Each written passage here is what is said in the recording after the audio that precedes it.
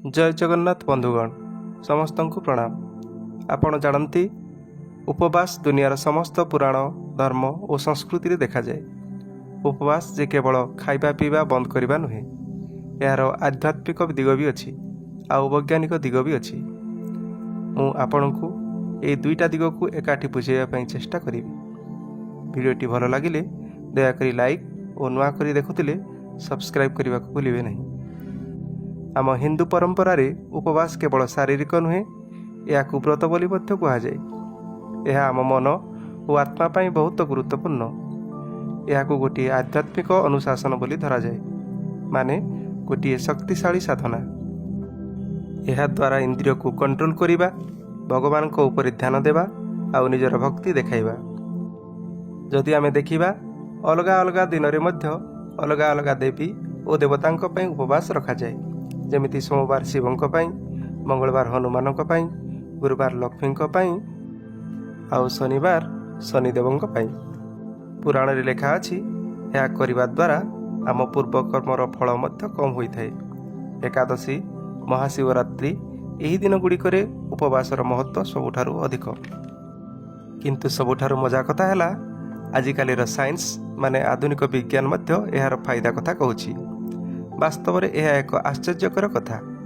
देखंतु जेतेबेले आमे उपवास करुछे आम शरीर मध्य एक प्रक्रिया आरंभ हो जाए, तांकु कहंती ऑटोफेजी, अर्थात शरीर को निजे सफा करिबा और मरामती करिबा।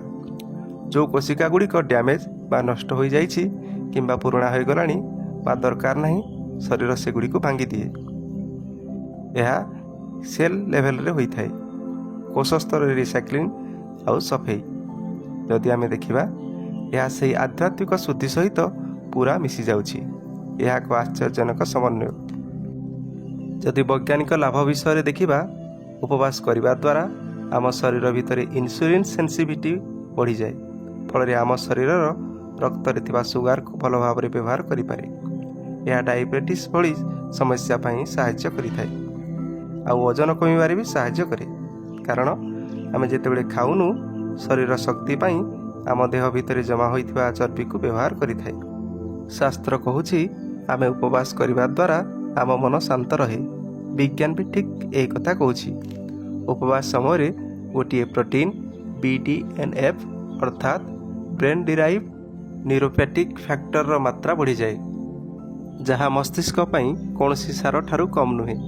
यह द्वारा मानसिक स्पष्टता और एकाग्रता बढ़े। ता सहित शरीर विषाक्त जिनिस बाहर करिबा, डिटॉक्सिफिकेशन एवं मानसिक स्थिरता आनिबारे उपवासर भूमिका अछि। जदि आमे देखिबा आम परंपरा आउ आधुनिक विज्ञान मध्यरे एक सेतु बा ब्रिज भली यह काम करुछि।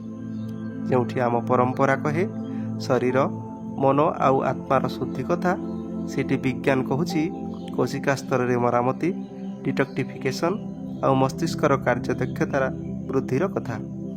यह एक गुरुत्वपूर्ण संयोग सतरे। आपण देखिले परंपरा आमको शिखाउछि इंद्रिय संयम, आत्मनियंत्रण। विज्ञान शिखाउछि केमती मानसिक स्पष्टता आसुछि आउ इच्छा शक्ति को मजबूत करुछि। एमिति कि से जो कर्मशुद्धिर आध्यात्मिक कथा अछि, माने पूर्व कर्मर मुक्ति, ताकू भी आमे शरीर सफाई हेबा प्रक्रिया सहित जोड़ी देखि परिबा। दुईटी अलग भाषा किंतु कथा गोटे दिगरे। तेबे एथिरु पूरा स्पष्ट हेउछि उपवास केवल गोटे धार्मिक रीतिनीति नुहे, यह एक संपूर्ण अभ्यास जेउथिरे आध्यात्मिक उन्नति अछि, मानसिक श्रृंखला अछि आउ शारीरिक स्वास्थ्य भी अछि। मन, शरीर और आत्मा समस्त को जोड़ुछि। उपवास आमर पुराणा ज्ञान और आजिर वैज्ञानिक आविष्कार भितरे सुंदर सेतुबंधर उदाहरण नुहे कि। थरे भावन्तु तो आमर एई जो पारंपरिक ज्ञान अछि ता भितरे आहुरी केते एमिति वैज्ञानिक सत्य लुचि रही पारे, जहाको आमे आजिर विज्ञान द्वारा आहुरी भल भाव में बुझी पारिबा और आविष्कार करि पारिबा। आजि पई एतिकी। भिडियोटी मूलरू शेष जाई देखिथिबारु आपनकु धन्यवाद। विषयटी केमिति लागिला कमेंट रे निश्चय जणाइबे। आहुरी नुआ नुआ शिक्षण भित्तिक भिडियो पई आम चैनल को सब्सक्राइब करने को भूलिबे नहीं। नमस्कार।